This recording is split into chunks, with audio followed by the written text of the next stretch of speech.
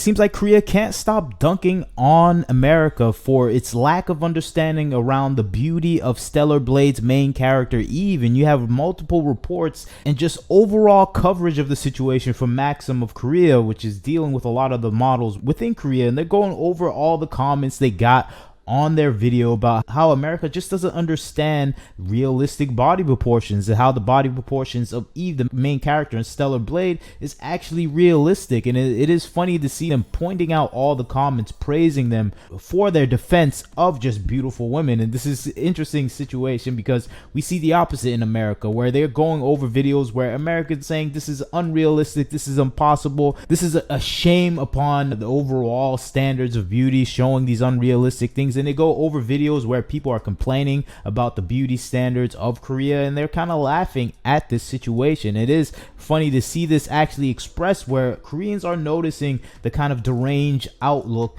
that a lot of Western media outlets have towards these kind of basic beauty standards that you see all across the world. Of course, they talk about Osmond Gold, who represented this fact by saying this is kind of just funny to see that people are overreacting to Stellar Blade's overall body proportions when this is something quite common in Korea itself. And the reporter themselves speaks on this as well, saying this is something we see often and we're confused by America's beauty standards in and of itself. And they have their own video where they're previewing a lot of the female body types that they have on their own Maxim platform, and this kind of promotion for them. But it is amusing to see them use this as advertisement for themselves and their own Maxim and own model coverage. And of course, that is the thing that you expect from any smart corporate entity, to use this overall misunderstanding and kind of a confusion by the Western video game development sphere to their advantage. I think it's funny in and of itself to see them take advantage of the situation and showing that a variety of women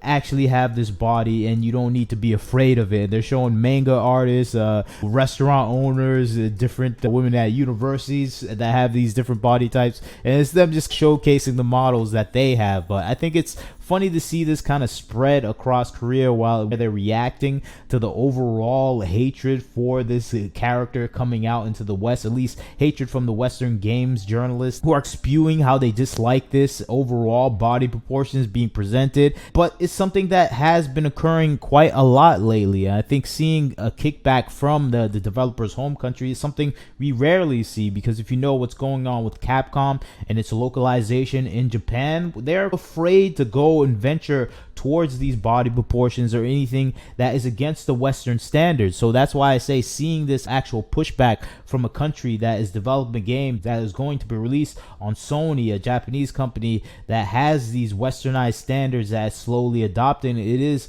a stunning event where it is not churning its back around its overall moral standards. It's actually flaunting it in the face of Americans. And I think that's what a lot of gamers actually want to see, where a country is proud of its overall moral standards and its overall outlook on body proportions, and not trying to adhere to the Western standardized versions where you're straddling the line between obesity and overweight. And I think that's the thing that's exciting a lot of people about Stellar Blade itself, where it's unabashedly itself, and we're not seeing that in gaming a lot recently. Everyone's trying to adhere to a social progressive political standard that is a minority group's ideology, and I think a lot of people don't even share that ideology. It's just that these games journalists, these social progressive activists that have infiltrated these games development companies and are working in these consultancy firms have a stranglehold on the overall perception of what Western audiences actually like. And I think this is breaking that mold, where people are pre-ordering Stellar Blade at an accelerated rate, and it's showing that the Western standards that these consultancy firms and these Western developers are purporting to be true are in fact untrue. And I think that is the thing that they are scared of the most. That's why there's a huge backlash against Stellar Blade in the Western media sphere, where they're trying to make this game fail, but now they see it's not going to fail. So now they're just attacking the fan bases, saying you're weird about Stellar Blade, it's not us, we like beautiful women too, you're just weird about it. And that is the stance they're taking right now, where they're saying the fans are weird, we always love Stellar Blade, when in actuality they've hated Stellar Blade since its trailer release and its preview look at the game's development conferences. So this is something that we've always known would eventually happen. It's something they did with Nier Automata, it's something they did with Bayonetta, where they hated those franchises until they became so popular they couldn't hate it. Now they try to claim it as their own, and I think that's what's happening with Stellar Blade now. They want to claim it now,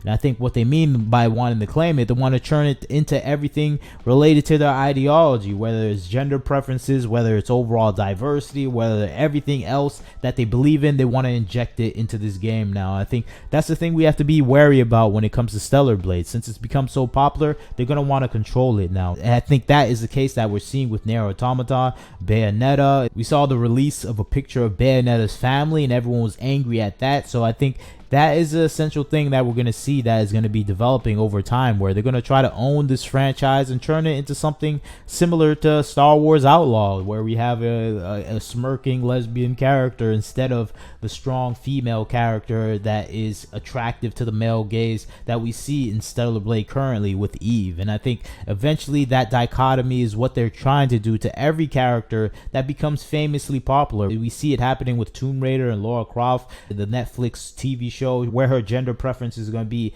ambiguous, to say the least. So we see this happening where popular female characters, once you become too popular, this ideology, the social progressive ideology, is going to try to consume you. And we saw with a whole host of our other franchises that became popular. We're seeing it now with Warhammer 40k, where they may be adding female Marines to the mix, and we see this with Star Wars, Marvel. We saw this with Star Trek, where these franchises get consumed and churned into ideological pulpits for their thought processes. And I think that's what we're going to see with Stellar Blade if we don't protect it in the way that we're supposed to protect it. I know Shift Up has just gone public on the stock market, so that's another point of control that can influence this game. So that's why I say Stellar Blade has to be protected at all costs. It's one of the few games that is champion this old feel to video games that is sorely absent, where we just have the male gaze at the center, and of course beautiful women revolve around it. And I think that is an essential thing that people want to see back in gaming,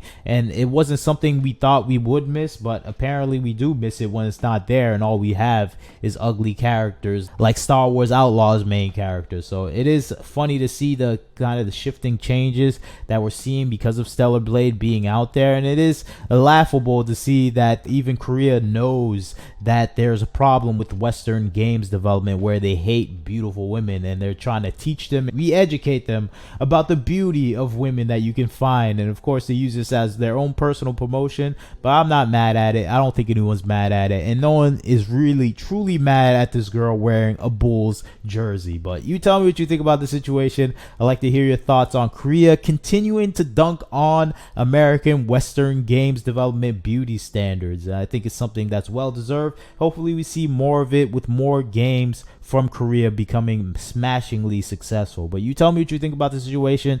You leave your thoughts, like, share, and subscribe. This is Wagner Knows Why. Catch you next time.